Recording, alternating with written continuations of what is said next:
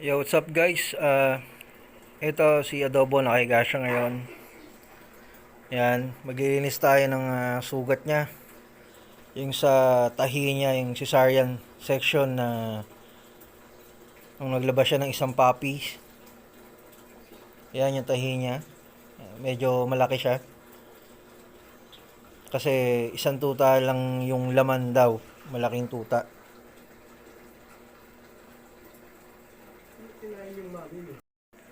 Ayan, buti na lang mabait to si Adobo. Ayan, sprayan muna natin ng Iocine. Ayan guys, Iocine yung pinalilinis ko. Spray. Ayan.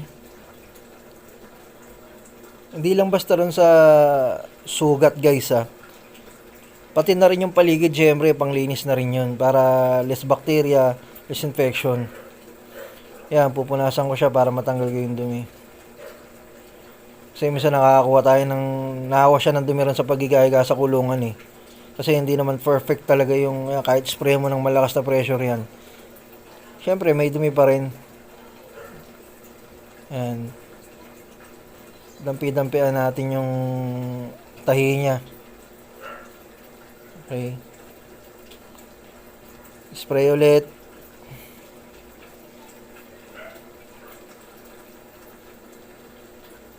Yan, guys. Yung wound cream na nilalagay ko. Yan, may audience tayo. Si Chikinaki Adler. Anak niya yan, magsa 7 months na yan. 7 months na pala, sorry. Female siya, female. Yan. Wound cream niya. Pinapahid ko yan. Medyo parang amoy katingin ko siya pero maganda sa sugat ng aso. Mabilis matuyo. Dampi-dampi lang guys. Gagawin natin. Oops. Medyo lumikot ng konti.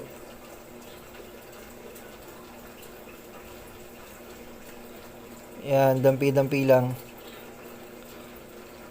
Hindi natin dapat tipirin sa gamot guys lalo na kung CS kasi baka mamaya may infection.